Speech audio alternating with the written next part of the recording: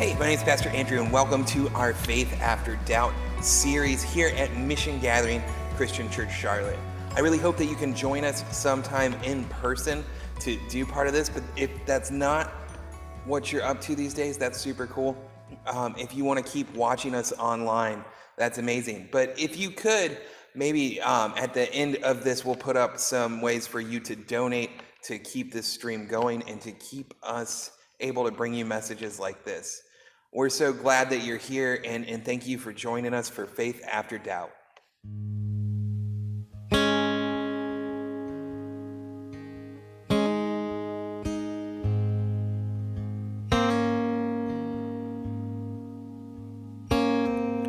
Just as I am, though tossed about with many a conflict, many a doubt, fighting in fear, within and without, O Lamb of God, I come, I come.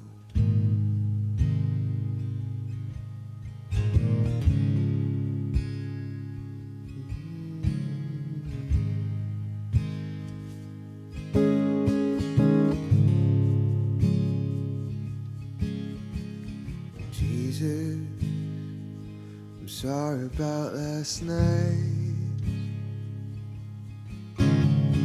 Jesus, we both know I tried. Jesus, feels like the world's in pieces. I wonder about the reasons, and I've got my doubts. Jesus, I've got my doubts.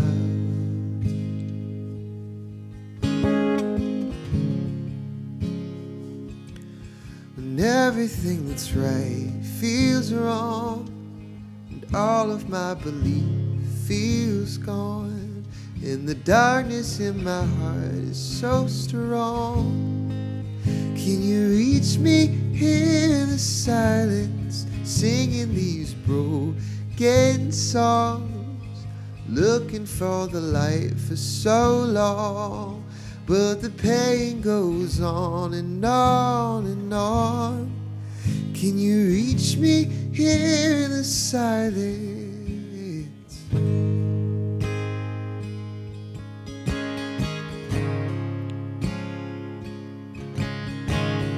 Jesus, what a week we've had.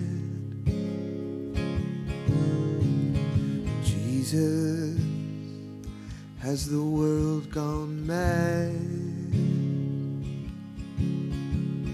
Jesus, feels like the world's in pieces. I wonder about the reason, and I've got my doubt. Jesus, I've got my doubts. Oh, Jesus, I've got my doubts.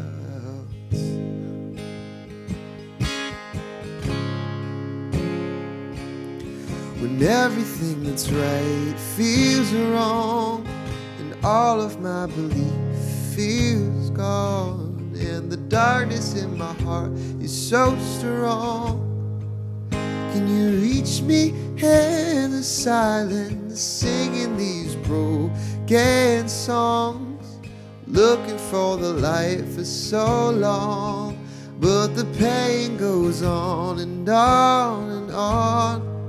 Can you reach me here in the silence?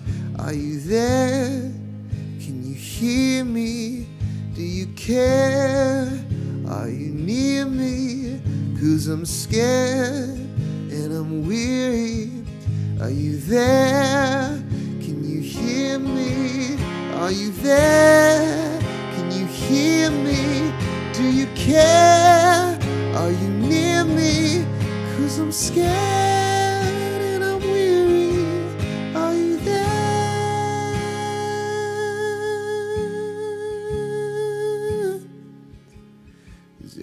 everything that's right feels wrong, and all of my belief is gone, and the darkness in my heart is so strong. Can you reach me here in the silence, singing these broken songs, looking for the light for so long, but the pain goes on and on and on. Can you reach me here in the silence? Can you reach me here in the silence? Can you reach me here in the silence? Jesus, I have my doubts.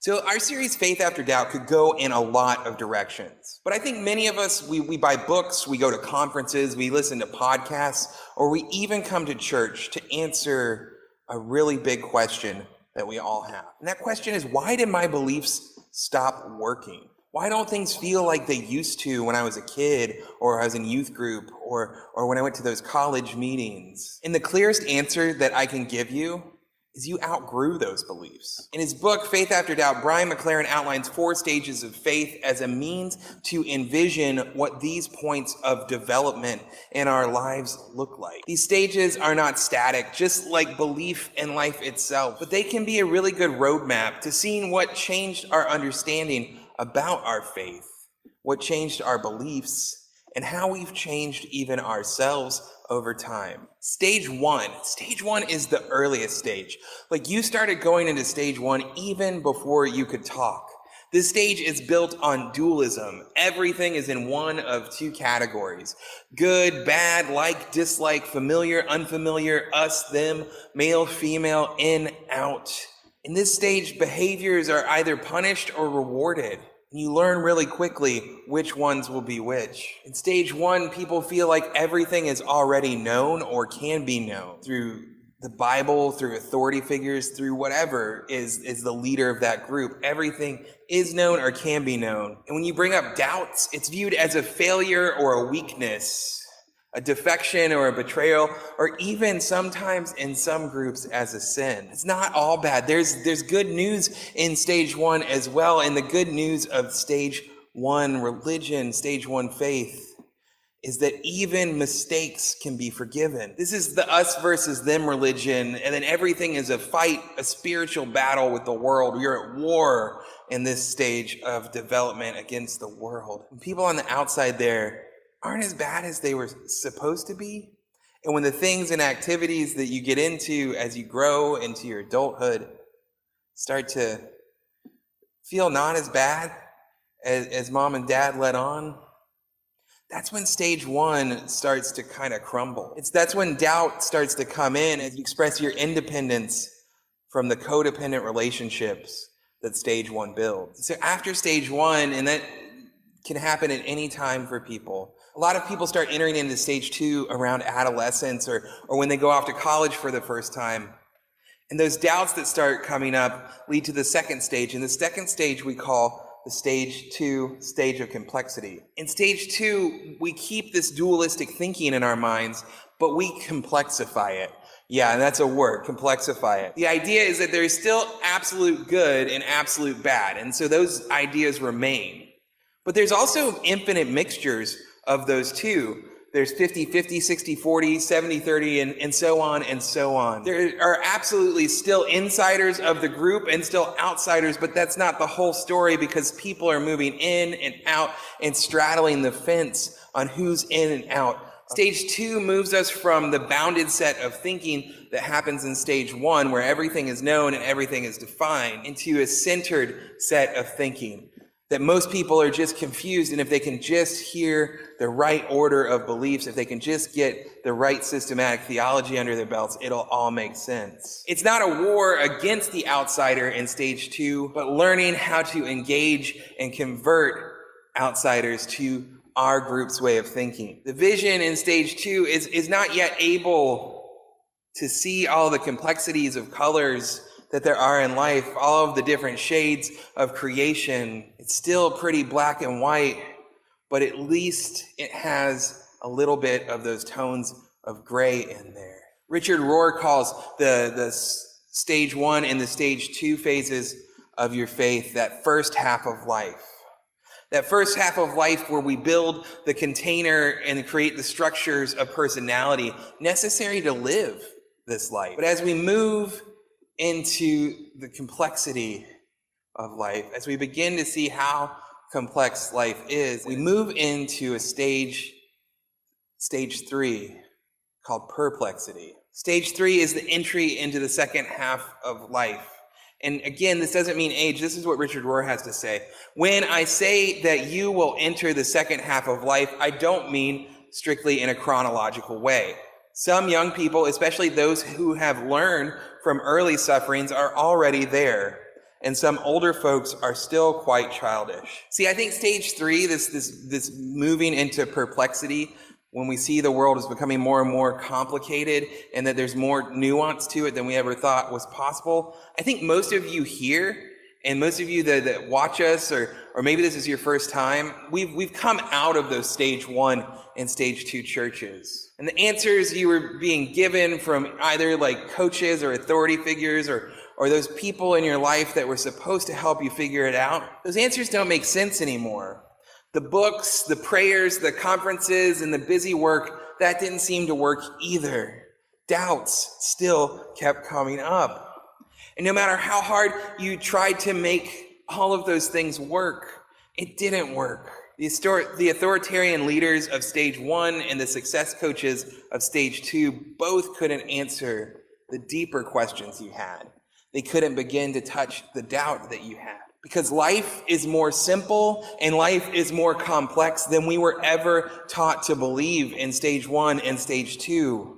Life is downright perplexing, Mission Gathering. Like, this is one of my pet peeves, is most of the time if somebody tells you that they have it all figured out, man, those people are like con men, snake oil salesmen, and liars. Stage 3 is about like coming to that place where you realize that people don't have it all figured out. It's a hard place to live for those of us who haven't left religion completely. Because when you enter into stage 3, it's really easy to just jump off the religion bus. But if you haven't jumped off the religious bus, and I think that you haven't because you're watching this sermon cast, if you haven't, it's really hard because we wish that all of the hypocrisy, that all of the harm and the hogwash would not be a part of our religious communities. But the inconvenient truth is that it is. That is why we here at MG try not to offer you stage 1 dogmas, and we try not to offer you stage 2 promises of happiness and success. We've been to the churches that are all about right belief, and we've been to the churches that say if you just do everything right,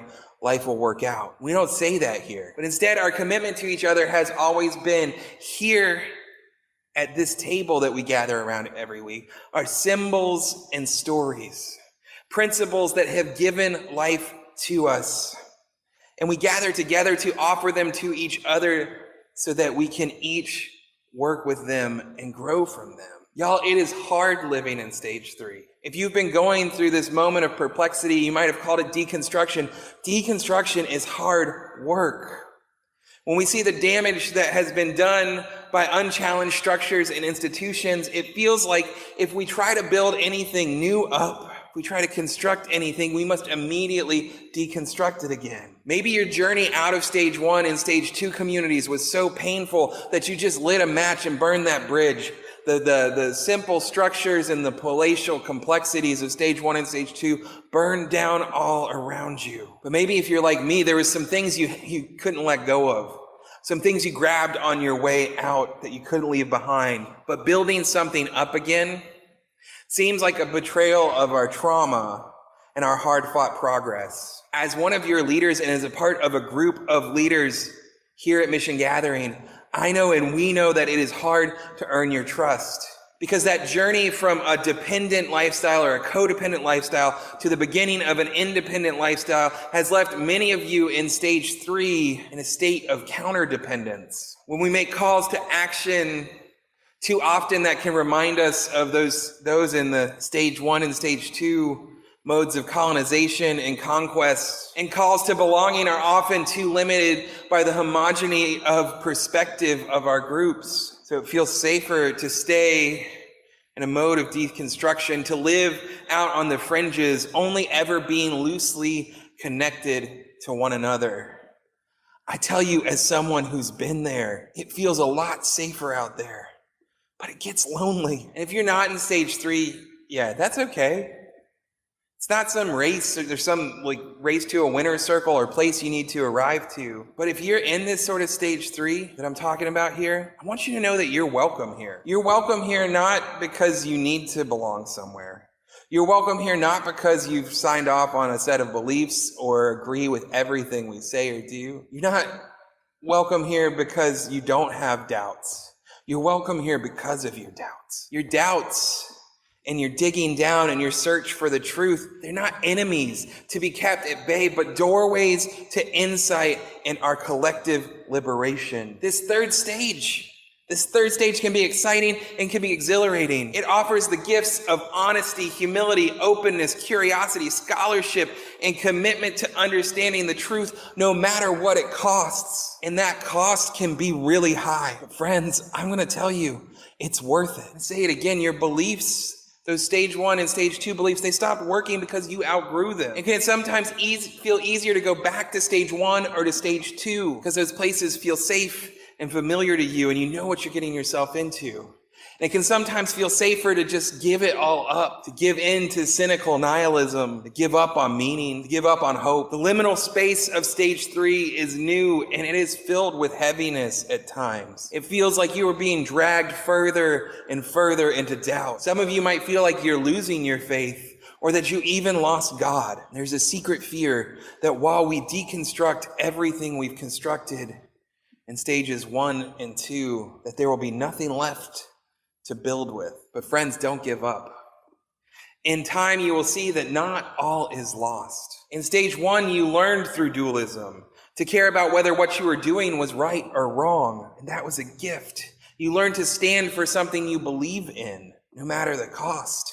And that was a gift. In stage 3, your courageous commitment to honesty shows how well you've learned the lessons in stage 1, even when it costs you so much. In stage 2, you learn to be curious and flexible. The different parts of life have different rules which you can learn to operate within and succeed in. You learn to be a self-motivated, responsible person who didn't have to rely on codependent relationships to get them through. Stage 2 was where your independence began to blossom. And despite feeling the loss and the loneliness that came from doubts that led you out of stages 1 and stages 2, there are gains that were made that will sustain you through perplexity. In stage 3, with all of its struggles, is building some real gains that will help sustain you into the next stage. Just like our first encounters with doubt, not everything looks like a gift when it arrives on our doorstep. Perplexity leaves us with the gift of humility.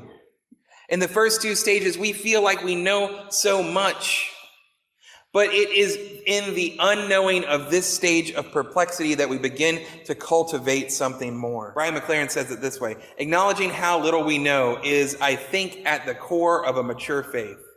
What we boast of great faith may merely be a boatload of indoctrination and overconfidence. Honesty and sensitivity are gifts that you gain when you start to realize how much you don't know. These are cultivated in that downward slide of stage 3. I believe that collectively we are in a moment, like through the whole world, we are in a moment that the Eastern mystics called purgation. If stage 2 was all about knowing, then stage 3 is all about unknowing. It is painful to learn the horrors that have been done in the name of God, in the name of church, and with the help of the church. It is painful to see behind the curtain and to learn that the people that you trusted, the people that you counted on to be your teachers and your authorities, had their own selfish agendas. But this pain can also be a gift in our moment of unknowing. We confront our ego in that pain. We confront our arrogance in that pain, and we confront our self-will. Learning that the goal of spirituality is not a vanity project for our egos or for gaining more Instagram followers. To release the arrogance of always needing to be right. Aren't you tired of always needing to be right? And to let go of our need to be in control. This pain in stage 3, this downward slide, can be a gift when we embrace the rewilding of our life rather than over and over again trying to tame it. In doing this, we enter into self-knowledge we never expected to find, but it's there as a gift of this painful stage. Our collective purgation is helping us to see beyond our own limited scope and being honest with ourselves about what we can't see. Paul was someone that's often used by stage 1 and stage 2 as a religious moralizer and kind of a jerk at times, but I think Paul gets a bad rap. In one of his letters to the Corinthian church, you usually hear it get read at weddings, but Paul talks about this downward slide and where it ends up. Let's read that together. If I speak in the tongues of human beings, of angels, but I don't have love, I am a clanging gong or a clashing cymbal. If I have the gift of prophecy and I know all mysteries and everything else, and if I have such complete faith that I can move mountains, but I don't have love, I am nothing. If I give away everything I have and hand over my body to feel good about what I've done, but don't have love, I receive no benefit whatsoever. You see, because love is patient, love is kind, it isn't jealous, it doesn't brag, it isn't arrogant, it isn't rude, it doesn't seek its own advantage, it isn't irritable, it doesn't keep a record of complaints, it isn't happy with injustice, but it is happy with the truth. Love puts up with all things, trusts in all things, hopes for all things, endures all things. Love never fails. As for prophecy, they will stop. As for knowledge, it will be brought to an end. We know in part and we prophesy in part. But when the perfect comes, what is partial will be brought to an end. When I was a child, I used to speak like a child, reason like a child, think like a child. But now I have become an adult and I have put an end to childish things. For now we see a reflection in a mirror, then we will see face to face. Now I know partially, but then I will know completely. In the same way I have been completely known. Now faith, hope, and love remain. These 3 things, and the greatest of these is love. Stages 1 and 2 are faith before doubt. They're all about correct belief, correct behaviors, about winning and losing. Paul is not discounting the gifts that people have gotten in those stages, and you shouldn't either. It can be hard to see past all of the ways those stages let you down. But if you're like me, and as hard as you've tried, you can't simply just let go of your faith. If you even have a small sliver of hope that something better is out there, then faith after doubt opens up the possibility of life not being about all the right beliefs, all the right performative actions and moralizing. Stage 3 and stage 4 that we will spend the next 3 weeks talking about, those second halves of life, those faith after doubt stages, they become about revolutionary love, full stop. So if you're out of faith and you're on your last drop of hope, Mission Gathering and friends, revolutionary love remains. May you be blessed and may it be so. Amen. One of the ways we sustain ourselves and remember who we are is through the family meal that we call communion. This meal was begun by Jesus on the night he knew he was leaving his friends, so that they could remember him. So that when they felt lost, they had something to come back to, a touchstone, a place. If you feel lost and lonely, if you are hungry and if you thirst, come to this table. From wherever you are watching from, whether it's your living room or your office, and with whatever you have to eat or drink. Because as we remember on the night that he was betrayed, he held up the bread, giving thanks, and he said, "This is my body broken for you. Likewise, he held up the cup and blessed it, saying, "This is my love, my blood poured out for you." Friends, this is the bread of heaven, and this is the cup of life. Taste and see that the Lord is good.